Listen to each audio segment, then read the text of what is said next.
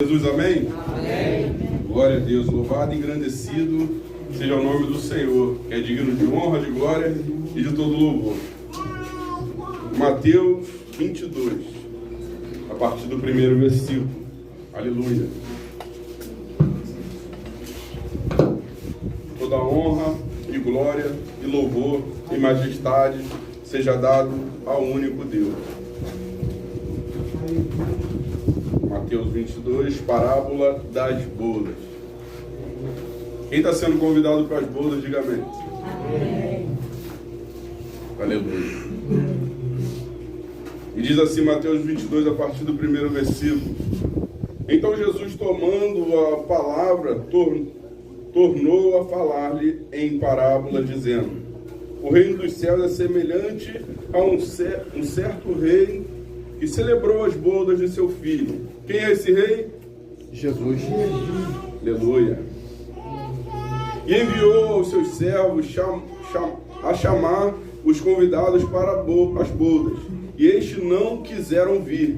Depois enviou outros servos, dizendo: dizei aos convidados: eis que tenho o meu jantar preparado. Os meus bois cevados já e mortos, e todos já prontos, vinde às bodas.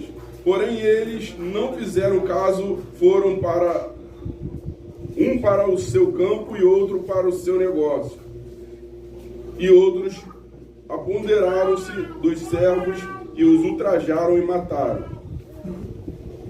E o rei, tendo notícia disso, encolerizou-se e, enviando os seus exércitos, destruiu aqueles homicidas e incendiou a sua cidade.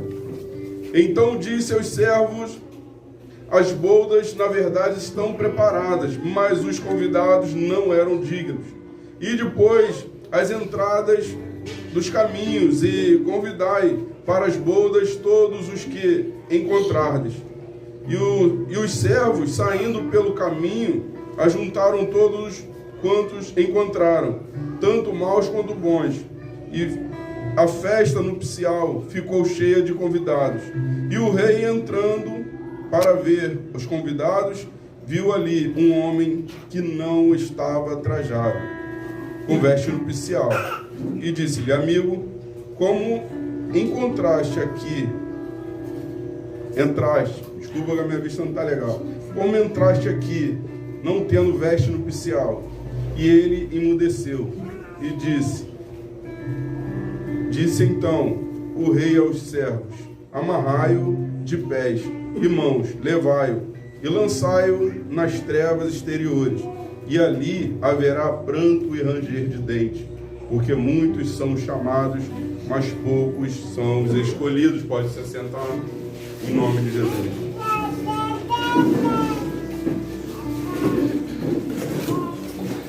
Aleluia.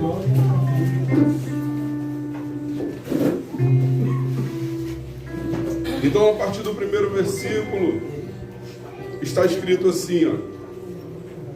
Então Jesus, tomando a palavra, tornou a falar-lhes em parábolas, dizendo: o reino dos céus é semelhante a um certo rei que celebrou as bodas de seu filho.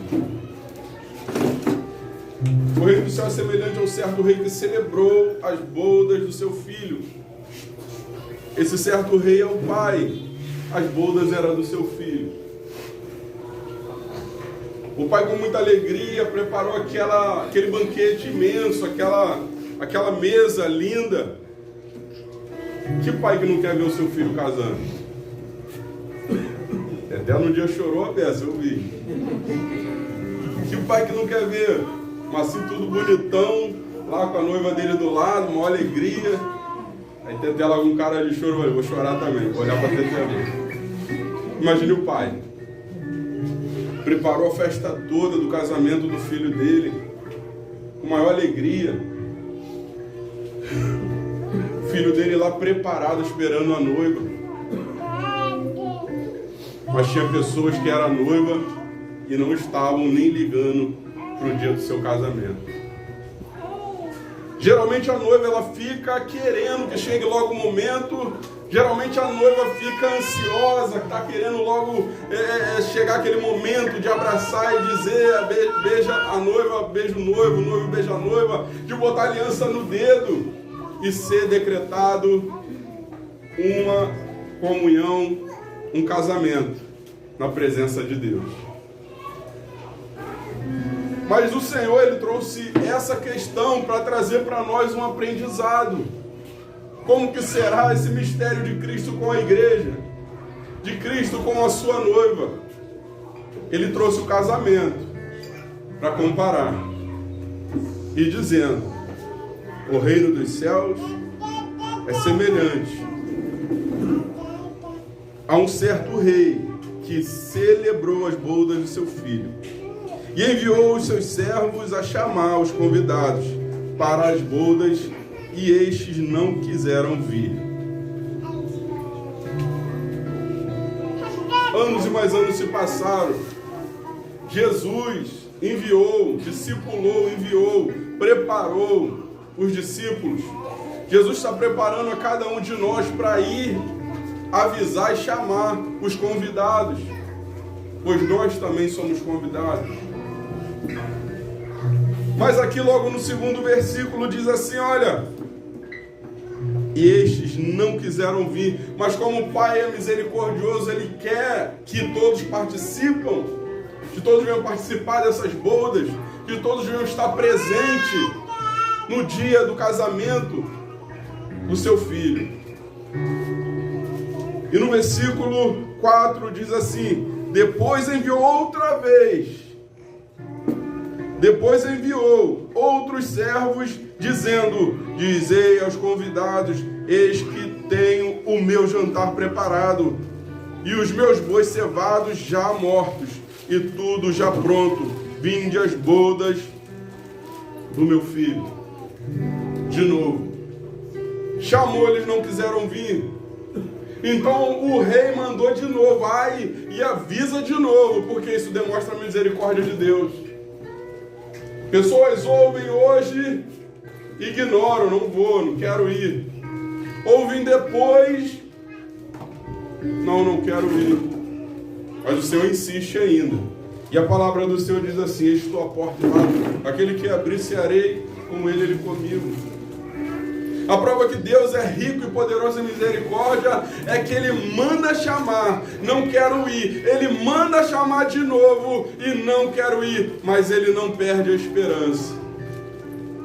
Ele ainda quer ver todo homem sendo salvo. Mas infelizmente o coração humano, ele endurece. Quando o pregador chama o povo para o arrependimento através do Espírito Santo, a palavra de Deus, muitos se endurece o coração. Quando o pregador avisa, olha, preparai-vos que há um dia que o Senhor virá buscar a sua igreja, preparai-vos para o dia do casamento da noiva do Cordeiro. E no versículo 5, diz assim, porém eles não fazendo caso, foram um para o seu campo e outro para o seu negócio. E outros apoderaram-se dos servos e ultrajaram e mataram. Isso é bíblico. O Senhor enviou os seus profetas. O Senhor enviou os seus discípulos. Ainda hoje estão morrendo pessoas pela palavra, pelo testemunho, por amor ao Senhor. Como está acontecendo fora desse país, uma perseguição e fechando igrejas. Acredito eu que homens sendo mortos, não só na Nicarágua, mas em outros países. E a palavra continua se cumprindo. Homens sendo mortos por apenas anunciar o ano aceitável ao Senhor. Homens sendo mortos por apenas falar sobre o casamento da noiva do Cordeiro. Convidar pessoas. Mas a palavra diz que um foi cuidar do seu campo e outros foram cuidar dos seus negócios e outros foram cuidar dos seus bois. Não quero, estou ocupado. Tenho muitas coisas a cuidar. Uma coisa é um casamento de uma pessoa que você conhece, outra coisa é esse casamento que é eterno. E os seus servos foram avisar. E eles, além de não quererem, diz a parábola, eles, além de não aceitarem, foram se ocupar com suas coisas, foram ocupar com seus interesses. Eles foram cuidar do seu gado, do seu campo, dos seus bens materiais, que hoje está sendo o que é de mais importante para o ser humano. Hoje são coisas materiais. E o tempo está passando, os acontecimentos estão acontecendo e Jesus está voltando. E quando a palavra diz louco, se hoje pedir a tua alma o que tem preparado, para quem será? O que o Senhor quer dizer com essa passagem?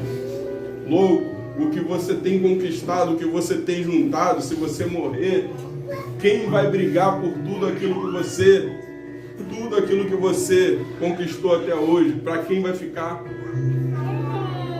Não, eu não vou em casamento, eu tenho muitas posses, eu vou cuidar do que eu tenho, eu não quero saber de Jesus.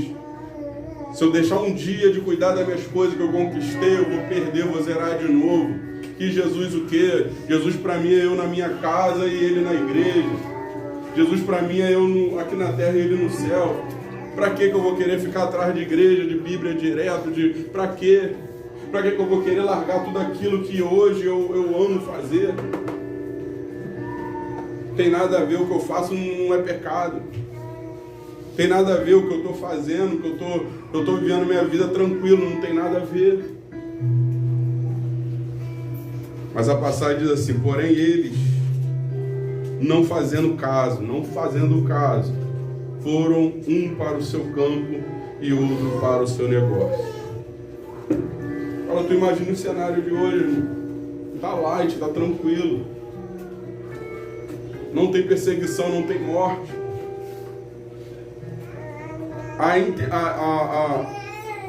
O que vai acontecer é se agravar mais as coisas, os acontecimentos. Fome, peste, guerra e rumores de guerra. Tudo isso anunciando a vinda do Senhor, porque ele fala assim, ó, vocês não sabem discernir os sinais. Vocês não sabem nem quando vai chover, quando vai dar temporal, quando vai dar ventania, vocês não sabem. Piorou vocês ficar sabendo de quando vai ser o dia da minha vinda. E os sinais demonstram guerras e rumores de guerra, perseguição à igreja, coisas e mais coisas acontecendo, filho matando pai, pai matando filho. Isso é bíblico, isso está acontecendo. Essa pestilência que está acontecendo no mundo, vulcão e terremotos em todo canto, isso é sinal, isso é anúncio da vinda de Cristo. Mas estamos a convidar a todos, vinde, preparai para o grande casamento, para a grande bodas do Cordeiro. Nos dá tristeza de olhar muitas situações, pessoas que nunca botaram o pé na igreja. Como hoje, meu filho foi lá em casa conversar comigo. A mãe dele me ligou, olha, está acontecendo isso, o filho está assim, conversa com ele. Falei, filho, vem almoçar, vem. Agora que eu pego ele de jeito. Agora que eu pego na orelha dele. Aquele frangão bonito, né? Tá grandão, o bichinho come, né? Falei, agora eu vou pegar ele na orelha. Aí coloquei ele lá, né? Tem que ter sabedoria para lidar com a mãe dele também. Conversei com ele, cara, a vida não é assim, assado, tal, faz isso, faz aquilo, para que brigar com a tua mãe, para que tal, e depois agora eu falei, agora eu vou entrar com Jesus, né? Senta aí, filho, escuta. Toda a sua vida você viveu dessa forma, está vendo os testemunhos do seu lado, a mesma vida que você viu eles viverem há 10 anos atrás, estão na mesma vida. Dá uma chance para Jesus mudar a sua vida. Você está pensando em coisas futuras, em dinheiro, em coisas dessa terra, meu irmão. Meu irmão, se Jesus não entrar no teu coração, a tua vida não vai ter mudança. Ninguém pode mudar a sua vida a não ser Jesus. Até hoje você ouviu a falar do que é mentira, eu estou te falando a verdade. Para com isso, muda a sua vida. Abre teu coração para Jesus, deixa Jesus fazer uma nova história na tua vida. Ele só ouvindo. E eu falando para ele, cara, eu quero ser o seu melhor amigo. Eu quero ser o teu amigo, eu quero te ajudar, mas a tua distância que você fez de mim, fica difícil eu entrar e te ajudar nessa situação. O Senhor deu sabedoria para falar. Mas cabe a Ele agora ouvir e se atentar para tudo isso. Meu filho tem 17 anos, ele vai fazer 18. Não demora muito. Mas e aí? Como está Jesus na vida dele? Namorando, né? Na casa da mãe. O litígio diariamente com a mãe, com o irmãozinho pequeno, né? Fazendo coisas que deveria deixar de fazer e seguir a Jesus, né? Porque a gente sabe que jovem é difícil. Mas como vai ser a vida dele daqui para frente? E nós que somos pais, que temos um filho que não mora com a gente, a nossa luta é mais pesada, porque ao mesmo tempo que você tem o domínio, você vê que você não tem. Você não está com ele diariamente, você não está com ela diariamente, então você tem coisas que não estão no seu controle. Sai das suas mãos o controle. Mas não foi a primeira vez que eu falei de Jesus para ele. Não foi a primeira. Mas eu creio que o Senhor pode mudar aquele coração. Então diariamente tem pessoas na nossa família, nossa roda, nossa igreja, a gente está falando constantemente que Jesus está voltando. E é diferente hoje. Se você trouxer uma pregação falando, é um prepara, se santifica, se prepara, consagra, abandona as coisas dessa terra, e talvez para muitos não vai agradar, porque, como eu falei, eu tenho muitas posses. Entra na situação do jovem rico. Entra na situação daquele jovem rico. Eu tenho muitas posses, mas você quer me seguir? Pega tudo que você tem, vende, dê aos pobres. E pega e me siga. Hoje a situação não está diferente. As pessoas não querem abrir mão do seu negócio. As pessoas não querem abrir mão do seu campo que conquistou, do seu gado que conquistou. As pessoas não querem abrir mão das coisas que estão nessa terra para alcançar em Cristo a vida eterna. E o versículo 6 diz assim: e outros apoderaram-se dos servos e os ultrajaram e mataram. Estavam sendo mortos por pregar a palavra de Deus. E você acha que isso vai parar? Não, isso vai aumentar, como o pastor pregou domingo. A palavra não fala só nesse texto que isso vai acontecer, fala em vários textos confirmando que você que prega a palavra, você que não vai temer o sistema, você que não vai tremer as pernas e falar, não falo mais senão eu vou morrer, está sujeito à morte. Não sabemos se fuzilado, não sabemos se enforcado, não sabemos se queimado, mas sabemos que vai chegar uma hora de você ir anunciar e chamar eles para o convite. Eles vão querer te cercar, te amarrar e te matar. E o 7 diz assim: e o rei, tendo notícia disso, encolerizou-se e enviando seu exército, e destruiu aqueles homicidas, e o incendiou a cidade, a sua cidade. Imagina, tudo que mais o Senhor já viu nesse tempo todo até hoje, foi isso. Ele enviando os servos, os profetas, enviando seus discípulos, e lá de cima ele vendo os mártires, as pessoas morrerem. por anunciar o Evangelho, por anunciar a palavra do Senhor. Pregar aqui está maravilhoso, mas tem igreja que está assim, o culto rolando e pessoas entrando, metralhando todo mundo. Tem igreja de pessoas fechando a porta, botando todo mundo para dentro e largando gasolina e queimando todo mundo. Mas quem vai querer abrir mão dessa terra, as coisas passageiras, temporárias, para se inclinar ao senhorio, à santidade do Senhor dos Exércitos? E diz assim: então disse aos servos: as bodas, na verdade, estão preparadas, mas os convidados não eram dignos. E depois, as saídas dos caminhos, e convidai para as bodas a todos os que encontrares.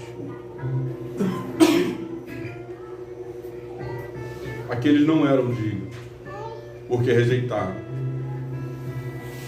Aqueles não eram dignos de receber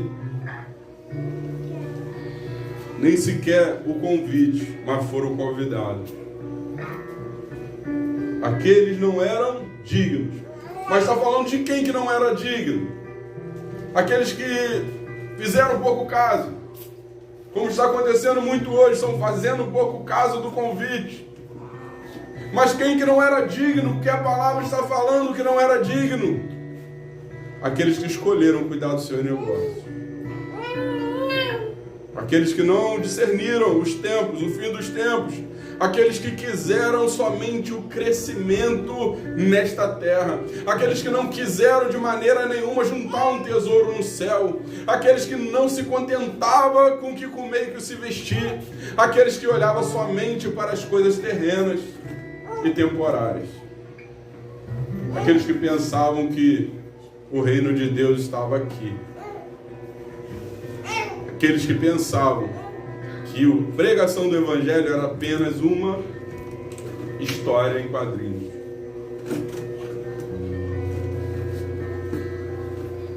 E diz assim o 10: e os servos saindo pelos caminhos, e ajuntaram todos quantos encontraram, tanto maus quanto bons. E a festa de núpcia ficou cheia de convidados. Aqui é que a minha mente dá uma... Tem coisa que na palavra a nossa mente fica assim, né? Os maus e os bons. Primeiro que eu e você não somos bons. Bom só a um. Mas eu creio que tem pessoa que se dedicou a se santificar, se preparar, se purificar pelo Espírito, pela palavra, e se tornou pessoas melhores. Mas eu creio também que tem pessoas que elas se converteram como ladrão da cruz. Ali, naquele momento, abriu seu coração e aceitou o Senhor como Salvador. Pessoas que estavam até vivendo uma vida no pecado, na bagunça no mundo, mas quando ouviu falar que há um casamento e tem que se preparar para o casamento, essas pessoas abandonaram o pecado e se arrependeram. E entraram naquela festa. E no versículo 11 diz assim: o rei entrando para ver os convidados, viu ali um homem que não estava trajado com as vestes nupciais. Às vezes tem gente que acha que da forma que está dá para entrar na festa, nas bodas, como esse homem pensou. Mas ele entrou.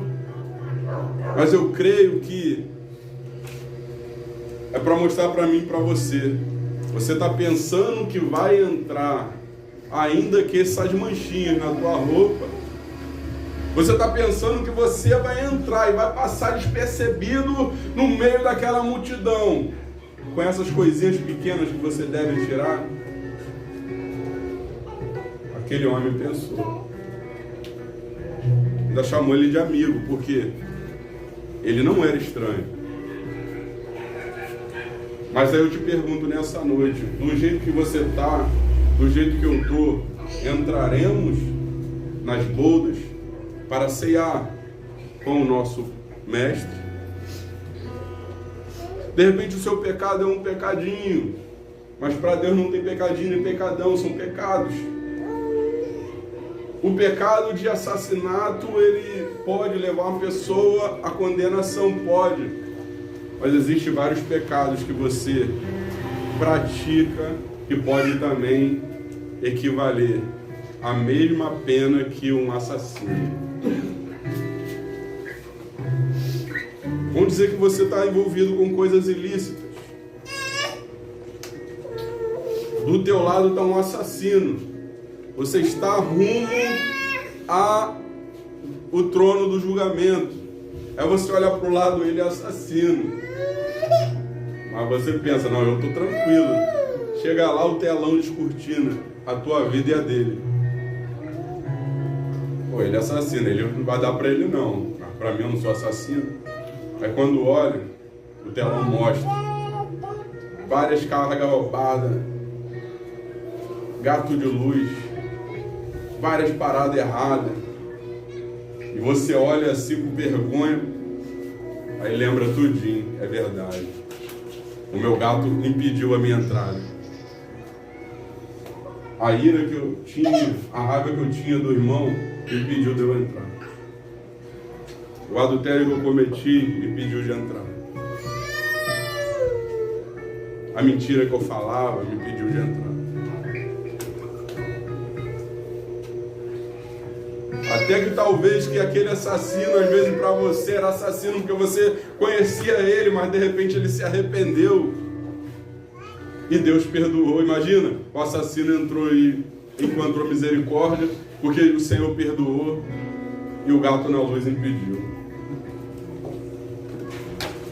O dinheiro ilícito impediu.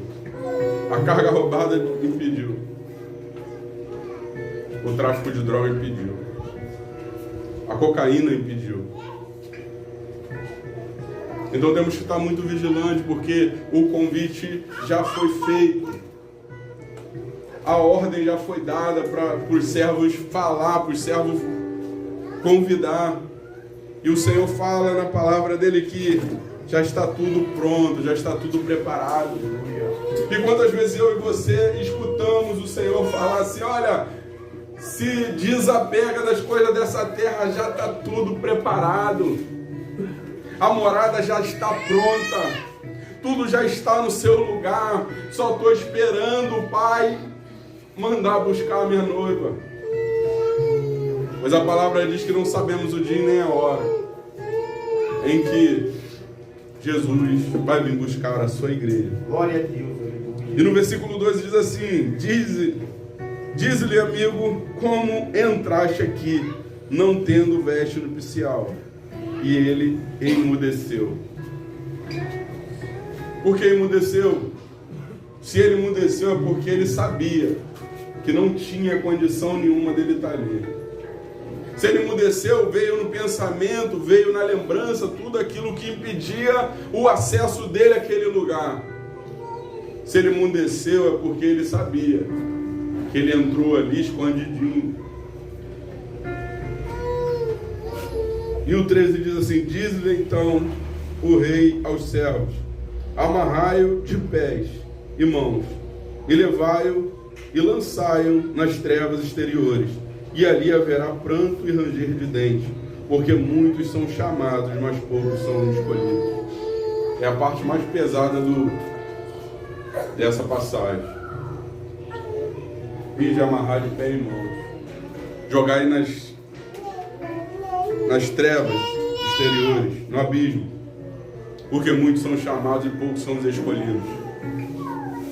É difícil você falar assim, não, estou gostando da mensagem. É difícil, porque não vai apalpar o seu ego, não vai te deixar tranquilo. Mensagem assim deixa a tua mente em parafuso.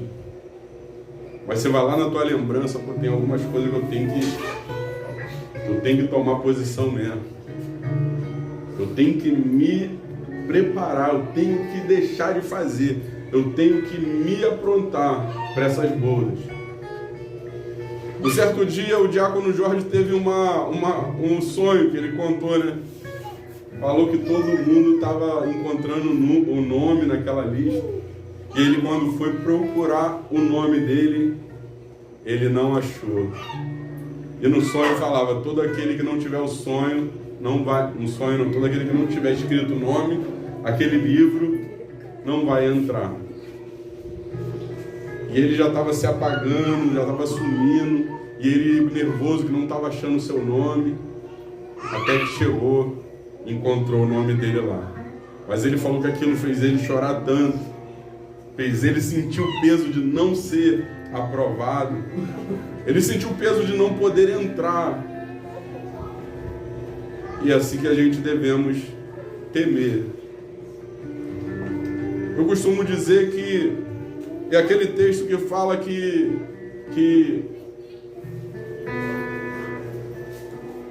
a piedade é bom, a piedade com contentamento. Está lá em Timóteo, capítulo 6. Alguém pode me lembrar? Grande é a piedade com contentamento.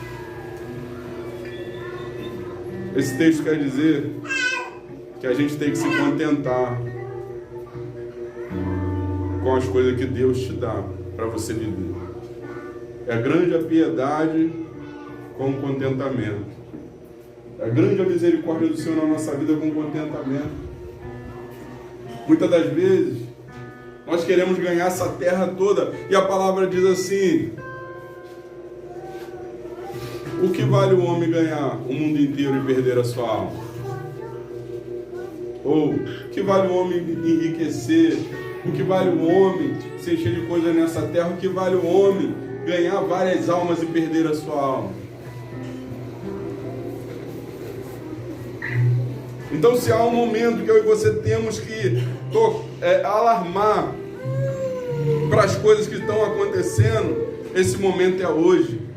E o 14 lembra-se ao porquê muitos são chamados, mas poucos são os escolhidos. Quando fala da parábola do joio e do trigo, vai falar que ambos estavam plantados no mesmo lugar. Não quer dizer que a igreja é lugar somente de trigo. Quer dizer que quando ele fala da terra, ele fala de um lugar que estava plantados todos os dois juntos. Então, para a gente ser trigo, a gente tem que dar frutos de que somos trigo.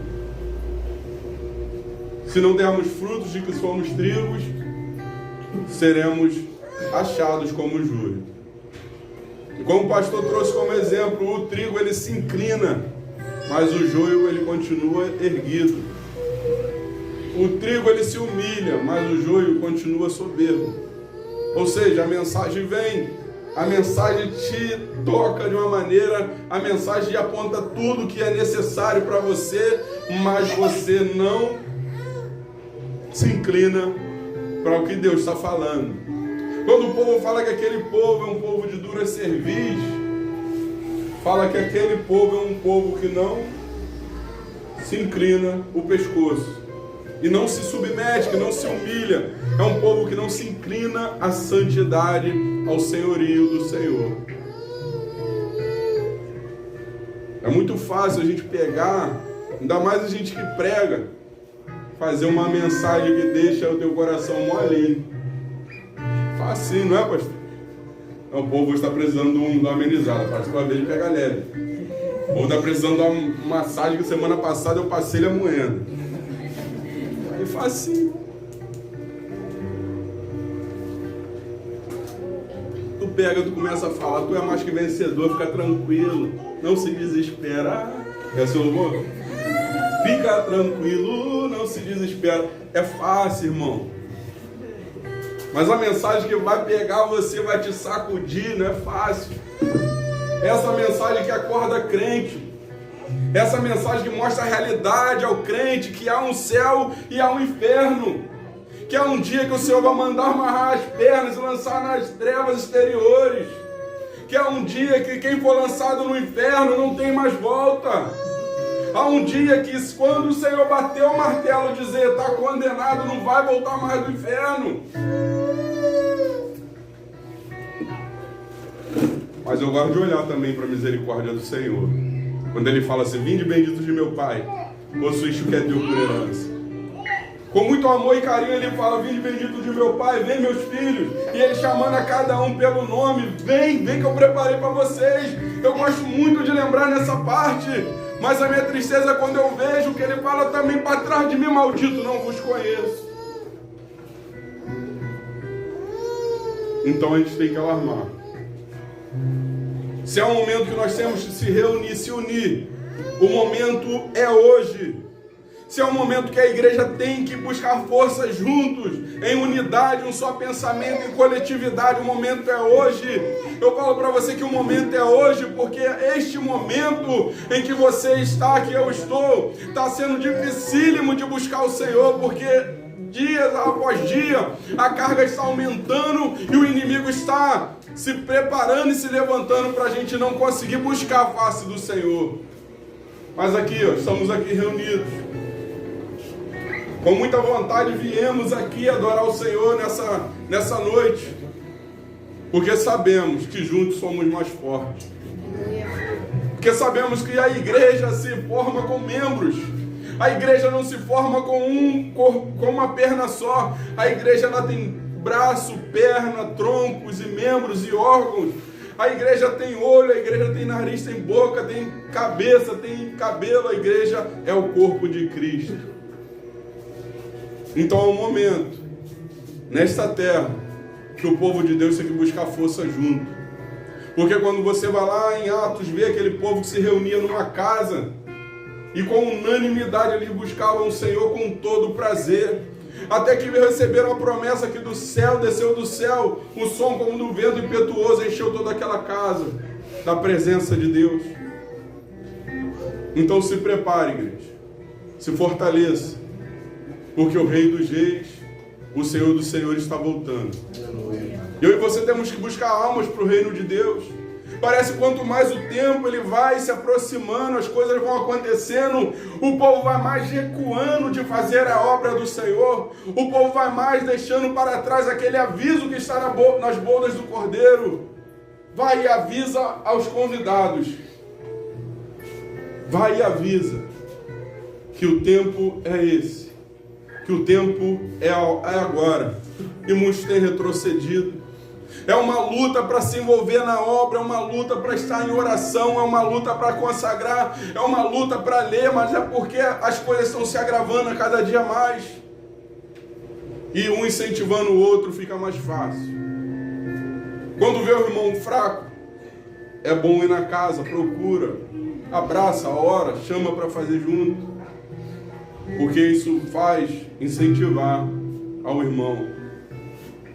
Já tivemos várias experiências de encorajar pessoas e as pessoas conseguirem levantar pela misericórdia de Deus. E é maravilhoso quando Deus nos usa para chamar o irmão, para voltar, para se preparar, porque isso demonstra amor.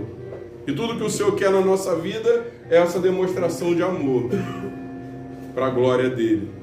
Amém? Amém. É só isso. Quem vai se preparar, diga amém. Amém. Amém também. Precisamos se preparar. Porque o tempo está acabando. A perseguição vai começar. O dinheiro vai sair de circulação. E o que precisamos é isso. Se preparar. O Senhor nos abençoe por essa palavra. Em nome de Jesus.